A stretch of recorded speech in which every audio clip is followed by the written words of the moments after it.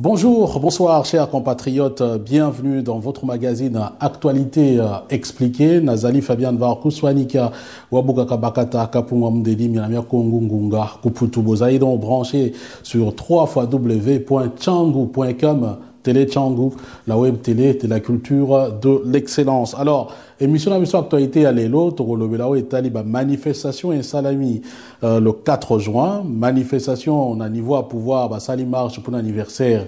Il y a président Kabila, Azali autorité morale na bango et puis la manifestation monsieur Samina opposition pe na surtout na bapoto bamboka ebele notamment pour la solidarité na bango ko dénoncer le massacre na Beni et puis ko dénoncer arrêt ya cour constitutionnel et bien entendu en tout cas dénoncer un troisième mandat pour Joseph Kabila. Togolobé la paix M23 transformé en parti politique. Alors voilà, on a eu 5 millions d'émissions de IKM23 ans à Kinshasa pour na ba accord na bango pour na ba négociation pour ba si ça m'a solo bien. Alors là nous venons d'apprendre que non, mais voilà, M23 a transformé en parti politique, parti on a combo nango Alliance pour le salut du peuple. Voilà, ASP un truc comme ça na tozwa ba détail en tout cas na minute ezali koya na émission oyo et puis bien entendu tokolo est allé conclave à Bruxelles. Quels sont les derniers développements? Il y a situation où on a au Italie, messe politique au Bengisami par Etienne Tshisekedi ou Amulumba président. Il y a UDPS et puis voilà, Toyo qui déjà Batebele va confirmer. Boye bi qui corrosé là qui n'a pas de quoi dynamique. Donc pour la précision, na émission comme toujours, to livrer chaque sujet na vidéo na yango. Donc pour au moins 3 vidéos pour na nini oyo question simplement il y a qu'on rendre un peu accessibilité et puis compréhension. Yamasoro Nabiso, très bien. Alors, mais pour commencer, à Kinshasa, on vient de lancer une opération intitulée Nuit debout de Kinshasa. Donc, Bataba Telemanabutu na Kinshasa dans une certaine mesure. Alors, pourquoi opération n'a pas lancé Yango? Ba lancé opération wana pour dénoncer aussi à prix à connexion Internet. Donc, depuis le 10 mai, ils ont constaté que opérateur il y a téléphone mobile donc la raison combien de place on a Tanga Airtel, Tanga Vodacom, Tanga Orange, Africell, naba misu ya mike bazala pe moins ebele wana bango ba matisi ba talo ya ba mégabyte ndenge ba teka yango. Alors ils ont connaît depuis le 10 mai osmo alors explication exacte.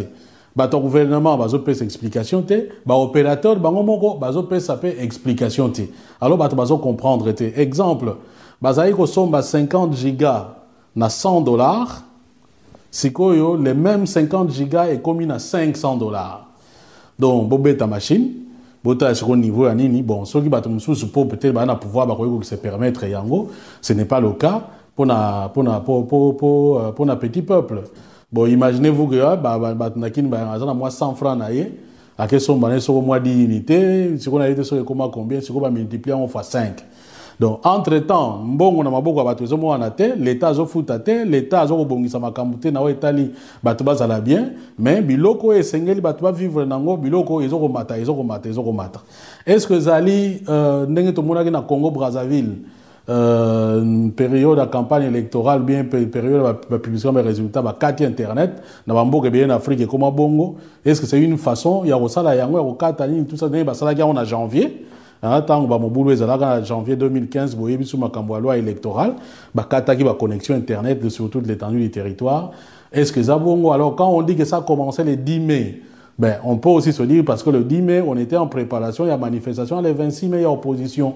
Est-ce que c'est une façon pour que la communication soit mobilisée? Point d'interrogation. Mais il s'est fait qu'il n'y a pas d'explication jusque-là. Il y a du côté, il y a gouvernement, il y a du côté, il y a opérateur, il y a télécommunication. Alors, opération, on a nuit debout, il y a Kinshasa. Lobby, chaque samedi, à partir de 19h, à 23h30. Et on a bongo devant. Donc en face à hôtel d'un monument situé en face à hôtel du gouvernement. Donc hôtel du gouvernement, ils ont le roi bureau il y a premier ministre.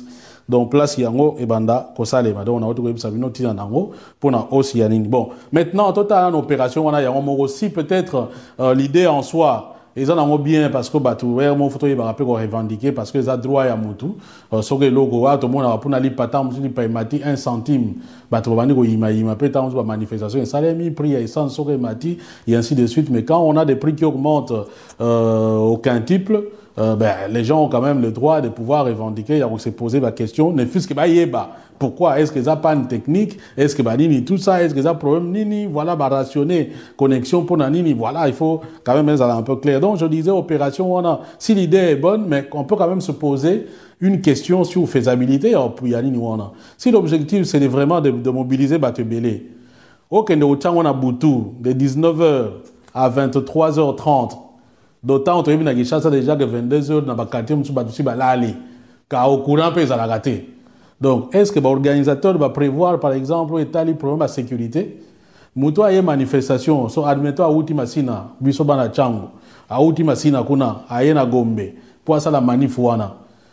Kozonga na ye, boko sécuriser, boye bindenga kozonga bato bako uta côté à monga fula kuna, à Yena Gombe, boko sécuriser ndeni, moutou a Outi Mitendi, alinga sa ina tina 23h30 et ça mandeni.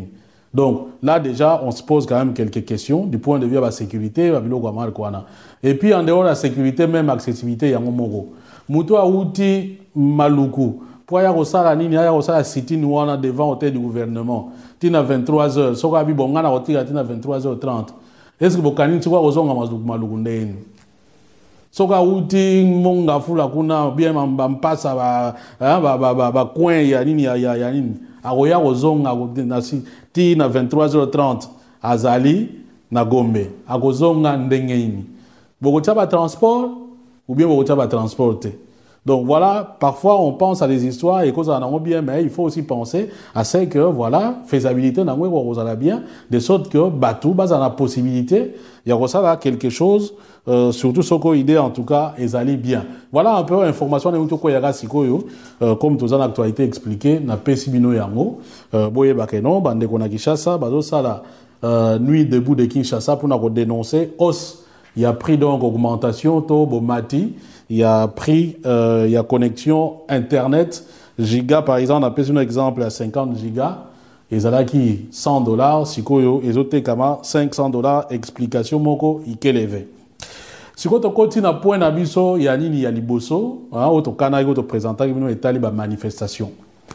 Bato ba ya kota la télé Changu, ou bien ba na YouTube nabiso Changu TV, ou bien na Facebook nabiso Changu Concept, page de Facebook nabiso Changu Concept.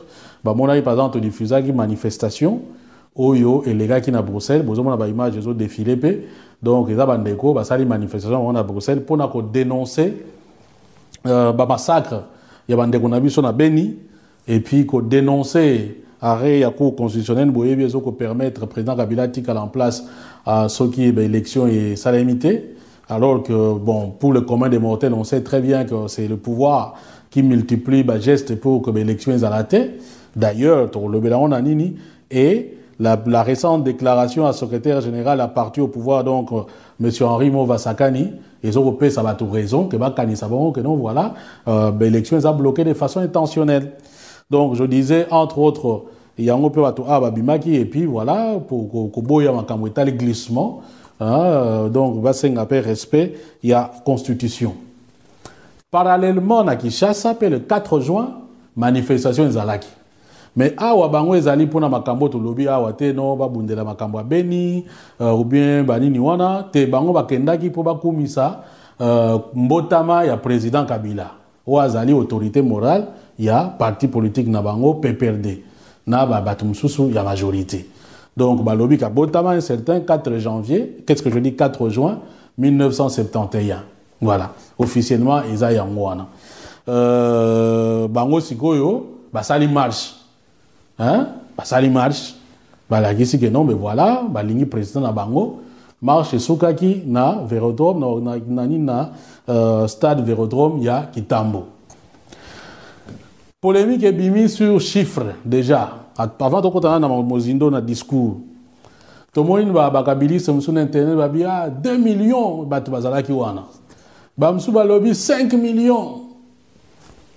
Tant batuni Yemoko secrétaire général Henri Mova après batuni interview abi me ndiko batu baza bakoza la combien ozo critiquer pour na kati wana lo baike non 2000 3000 personnes ezo bangisa bangote donc en faisant allusion na bato yo ba marcha qui les 26 mais en opposition alors tant batuni ya yo baza combien abi non na kotanga ko du chiffre na yebite mais ndenge nazo mona koza 2 millions bon mais pour dire vrai nombre to monaki wana na évité ce que 2 millions de même chose le bac on a battu opposition ils ont parlé de 200 000 ton limite est 200 000 mais après ton limite est 2 millions alors total ici toujours nani bango moko so aucune page Facebook il y a PPRD ils ont parlé maintenant de moins de 50 000 près non plutôt près de 50 000 ou à la page il y a PPRD.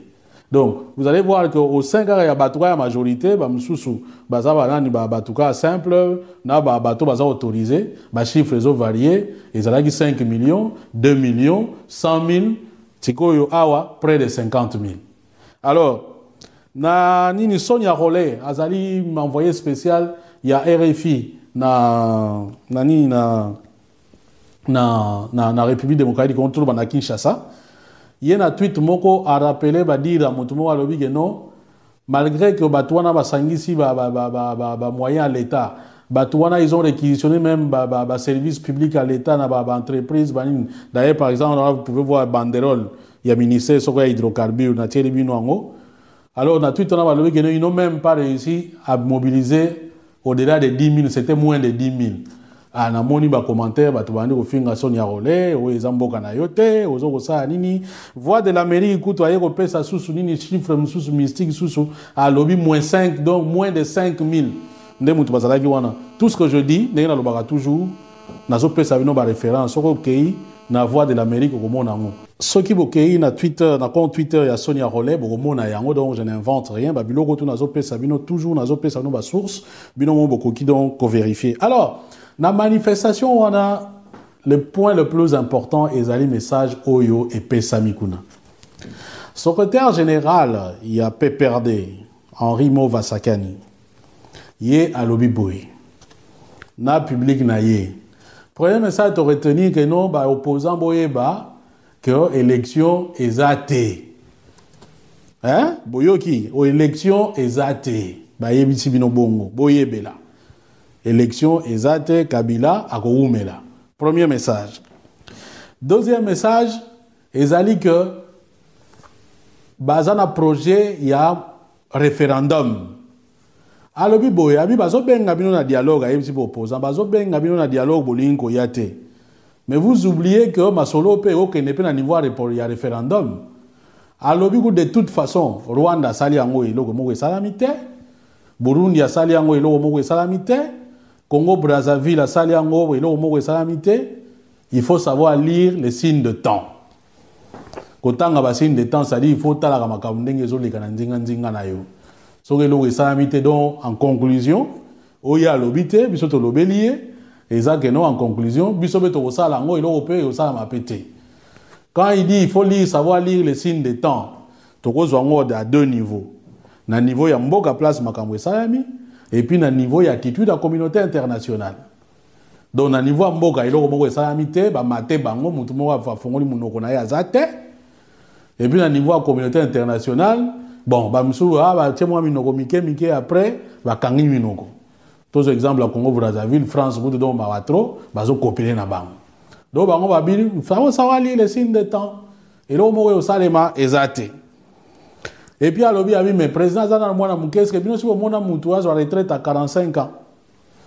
Batoubabi, non, ils ont arrêté. Donc, il faut troisième mandat pour Nagabila. Beba, forme tout et au Salema, mais message des Amoko, le 19 décembre, Wana, Bozoloba, avant le 19 décembre est égal à après 19 décembre. Bah, faut qu'on ait la majorité si Baloba Yango et l'Obamaka tout le temps. Donc, voilà un peu. Oyo et l'Obami Nani Nikuna. Et puis on apprend même qu'il y a un groupe de 6. Groupe de 6, ceux qui vont éviter ça, groupe très stratégique autour du président Kabila. Prochainement, on va faire un combo na bango. Parmi les groupe wana, chez Okitundo Azali, Tambwe Mwamba Azali, André Kimbuta Azali, directeur de cabinet Néhémie Mouilania Azali baza 6 mi balé na koluka bino ba kombo parce que na préparé ya on a tout epna ya kolobango mais au 4 kombo na etanga mi donc par exemple groupe de 6 donc bango ne ba stratège hein ya masolo ndenge yango esengeli etambola par rapport ya comment avenir ya président Joseph Kabila na o etali fin mandat.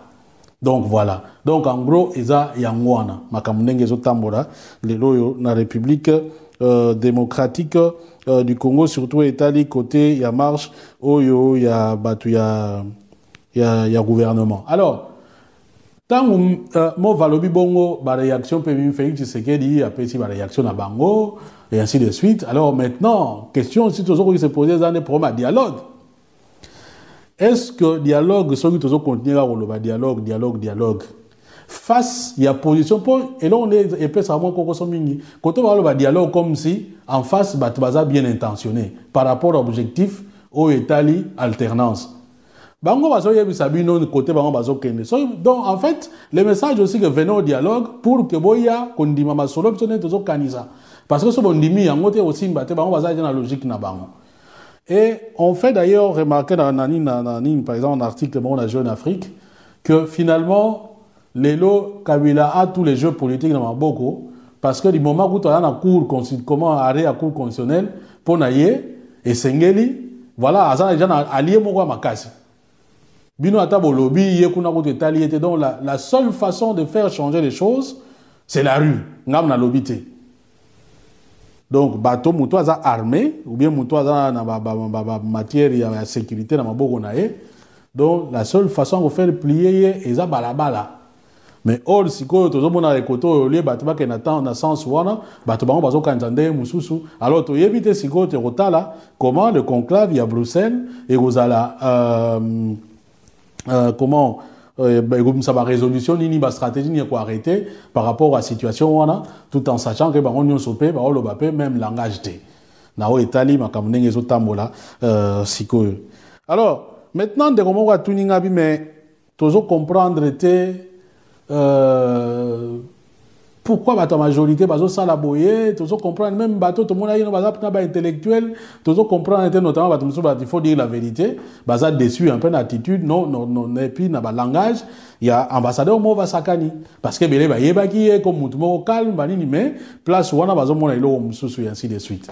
Alors au moni politique eza makambu nango na éviter qu'est-ce qu'il faut répondre mais politique eza makambu nango bon même babiso on est déçu parce que moni mutu akozala peut-être na coin politique naïe, hein, comment, conviction naïe.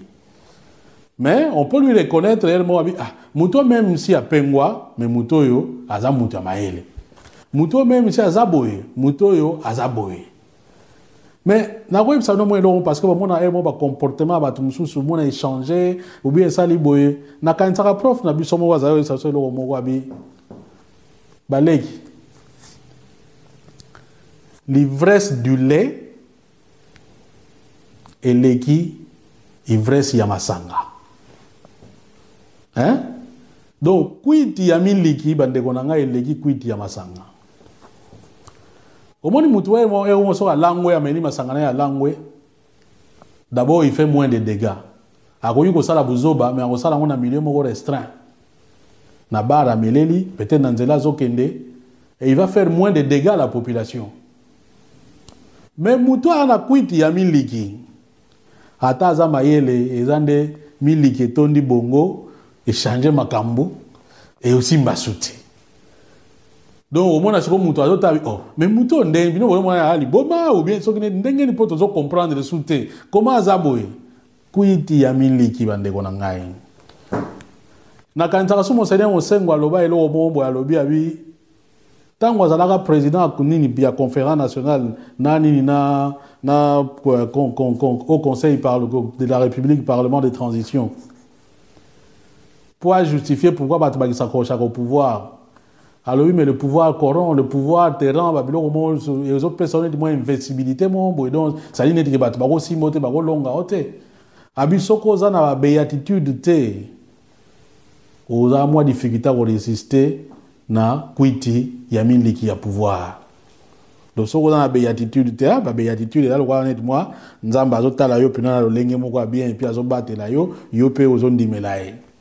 Mais soko dans nini wana te lokuta. Mais tant na lo ba bona lobite ke kuna eza kwiti ya miliki, mais je vous fais voir simplement que pour na bato belé eza nde kwiti ya miliki. Mais le problème c'est que jour kwiti ya miliki katanaga. Pour population ka muta katango. Kwiti ya miliki la population ka muta katango. Jour le katanaga yango mona ka bato mususu bakati saka ba ni na makolo. Par exemple, le ministre Ginkele, il y a passé une conférence, a organisé une conférence sur l'anniversaire il y a président Kabila. Mais le ministre Ginkele, il y a Kendara Brazzaville après Makambo Afdel. Parce qu'il y a un peu proche, il y a Maréchal Mobutu. Hein? Oui, Mundimba, donc, ils ont pirogue. Bon, moi, il y a la Congo, ils ont pour Edouane Komaka, donc, nini, voilà, ils ont sauté, et même si on moni crocodile, au Mataliko, il y a pour Tambola, et puis voilà, ils ont nini, voilà. Mais, Balobaka, le Mombo, Moutoua, ils ont négligé l'histoire. Il prend le risque, il y a qu'on revivre Yango. Voilà. De ce qu'on a négligé l'histoire, ma kamaleka yo mona ngone diga pamba. Faut y bageno, aux appels à probabilité un jour au revivre yango. Et wana ezali, eza pour na bato pouvoir, eza comment normal pour na bato pouvoir, eza pe normal pour na bato opposition, eza normal pour na nga, eza pe normal pour na yo mutozo landa ngai. Et l'exemple le plus éloquent, il y a quand on néglige l'histoire, on est condamné à la revivre. Et ça dit par exemple, sur Jamie Baye Nazokota, Nao Etali Makambuya, M23. Les deux M23, il s'est transformé en parti politique. Et vous allez voir qu'avant M23, une rébellion d'où est né le M23 et qui s'est transformé en parti politique. Avant Yango Moussou s'est transformé en parti politique. Et les mêmes causes produisant les mêmes effets, on peut prévoir que on tend vers et l'Omo Mboué, et ça bientôt. Voilà, comme ça, on a attaqué sur le deuxième point où Italie, on a annoncé transformation, il y a M23, na parti politique. Tout ce qui est pour un point de où Italie, donc, Makambouya, actualité, notamment marche, il y a Bakabiliste, dans le cadre, il y a anniversaire, il y a président Joseph Kabila. Voilà, merci en tout cas de nous avoir suivis. Peace and love, frères, ainsi soit-il, et ce qui est dit, est dit.